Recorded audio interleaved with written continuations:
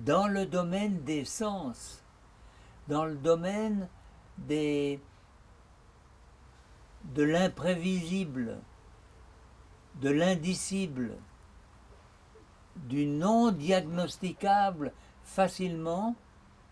Il y a un univers qui peut être relaté par les émotions que nous proposent nos cinq sens.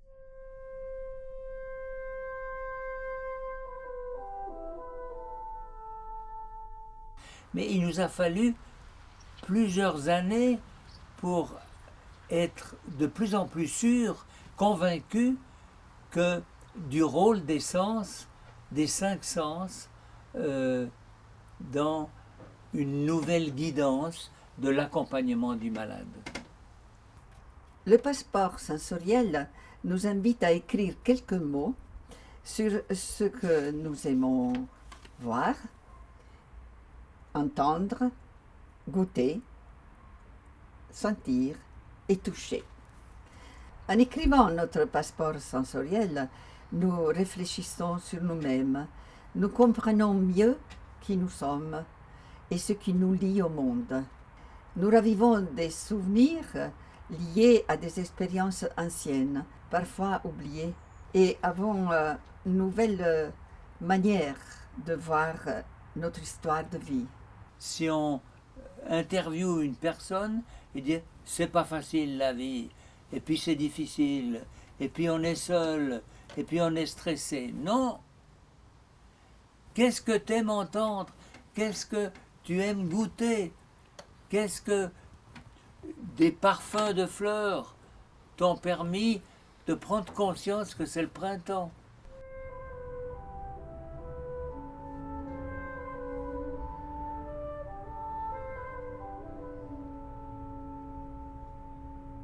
Si je ne pouvais pas toucher les choses qui s'offrent à moi, ben, il manquerait vraiment quelque chose. L'odorat.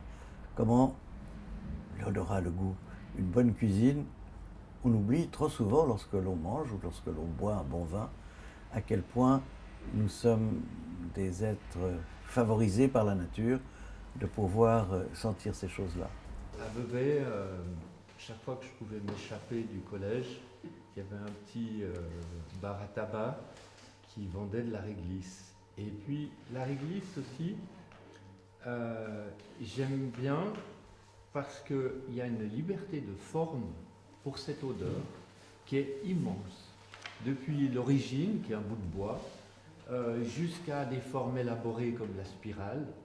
Et puis, si on doit résumer un peu cette expérience sensorielle, la réglisse, on la sent, on la goûte, on la déroule, on la touche, on la voit, elle est magnifique, elle est un peu lustrée, brillante. Et puis, pour moi, elle est complète. Donc, c'est l'enfance et vraiment la liberté. Parce que chaque fois qu'on sortait, il y avait cette réglisse. Et puis, je crois que je me souviens à peu près que de ça de l'école. La force de ce passeport sensoriel, c'est de nous permettre de nous relier à nous-mêmes et souvent à des racines profondément enfouies, ancrées en nous et qui ne sont jamais très loin. On les croit disparues, elles émergent et souvent ces racines plongent dans notre enfance. Mes parents étaient agriculteurs à la ferme, à la campagne, famille de 12 enfants et on crottait la maison, forcément. Mes frères, quand ils rentraient des champs, c'était tout crotté partout, c'était sale la maison. Et je me souviens que maman, le samedi, elle faisait cirer les meubles. Et je peux vous dire que j'ai toujours de la bonne cire et que je cire régulièrement mes meubles. Et que j'aime rentrer en sentant l'odeur du meuble ciré. Pour moi, c'est le lien avec maman. Le passeport national, c'est toi en tant qu'individu lambda d'une société X. Le passeport sensoriel, c'est toi-même dans tes émotions. Et les émotions, elles s'expriment par quoi? À travers l'expression des cinq sens. La vue, l'ouïe, l'odorat, Et ce passeport, c'est un témoin d'un moment tout au long de ton parcours de vie. J'aime quand je sens l'odeur qui annonce la pluie. En fait, je crois que c'est un peu l'odeur d'humidité, puisque j'aime aussi bien l'odeur de ma cave. En tout cas, l'odeur de ma cave me plonge un peu dans l'odeur de mon enfance, quand j'allais chercher mes skis à la cave. Et c'est une odeur qui rassure. C'est vrai que tu revis un peu partiellement le moment en écrivant. Et le fait de l'écrire, ça m'a encore plus plongé dans Le souvenir. dans le souvenir. Enfin, pour moi, l'émotion, elle est intimement liée à la mémoire. Le passeport sensoriel s'adresse à tout le monde et à tous les âges. Qu'est-ce que j'aime sentir? Qu'est-ce qui m'émeut? L'odeur de gâteau. On peut en faire un objet très personnel, mais vraiment avec la liberté qui nous est propre. Je me suis donné comme but de l'écrire, de faire un voyage et d'explorer à travers l'essence un tout petit peu ce que j'aimais, comme on dirait un passeport à soi, pour soi et à soi. Comme Virginia Woolf avait parlé d'une chambre à soi, ce lieu privilégié où s'extraire du monde et puis effectivement explorer ce qui se passe à l'intérieur de nous, et ici naturellement toujours à travers les sens. Si je me donne cette peine de réfléchir à ce que représente pour moi chaque sens, eh bien je pense que j'apprendrai à me connaître beaucoup mieux que par d'autres réflexions philosophiques. C'est tellement plus pratique, c'est tellement plus réel, on entre dans le concret. Qu'est-ce que j'aime entendre? Qu'est-ce qui m'émeut? L'histoire du soir. Parce que maman ou papa, ils me lisent tout le temps une histoire le soir pour me coucher. Sans l'histoire du soir, je peux pas dormir, moi. Après, dans quel état ça me met? Je suis contente. Il y a des questions qui peuvent aider à remplir le passeport. Mais il y a aussi des pages qui sont vierges, où l'on peut écrire soi-même une pensée, un poème, un petit texte, faire un collage. Finalement, tout ce qui nous relie à la force de nos sens. J'aime chez les vieux leur geste fragile et lent qui tient chaque instant de la vie comme une tasse de porcelaine, comme nous devrions faire nous aussi de chaque instant de la vie.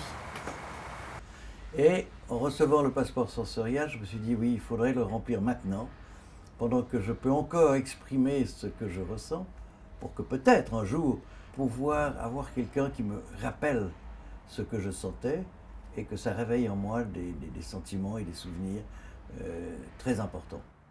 Nous avons reçu une lettre d'une amie qui nous parle de l'expérience qu'elle a vécue avec sa maman. Voyager dans l'essence m'a replongé dans la fin de vie de ma mère. Elle n'avait pas l'Alzheimer, mais le résultat était similaire. Un jour, mon fils est venu voir sa grand-mère et s'est mis au piano pour jouer une musique de Schubert qu'elle avait jouée dans sa jeunesse et qu'elle aimait beaucoup. Tout de suite, elle s'est levée, s'est mise au piano avec lui et a commencé à jouer aussi. Je suis d'accord avec vous que les sens sont très importants pour éveiller en nous nos mémoires de notre jeunesse jusqu'à nos jours d'aujourd'hui. Et toi, grand-papa, qu'est-ce que tu aimes voir? J'aime bien voir, par exemple, devant notre maison, on a en bordure de larves tous ces arbres qui font une espèce d'écrin tranquillisant. Et puis alors il y a un nombre de vers. C'est une vision qui me tranquillise. Nous vous souhaitons de très beaux voyages au pays des sens. Prendre conscience de ses sens, c'est percevoir et découvrir sa sensibilité. Découvrir, le sentir et le ressentir, c'est le début du « connais-toi toi-même » qui permet la communication et ouvre la porte au 6e sens qui est remplir le passeport sensoriel va vous donner un enrichissement pour vous-même et pour le dialogue avec l'autre comme vous n'aurez jamais imaginé.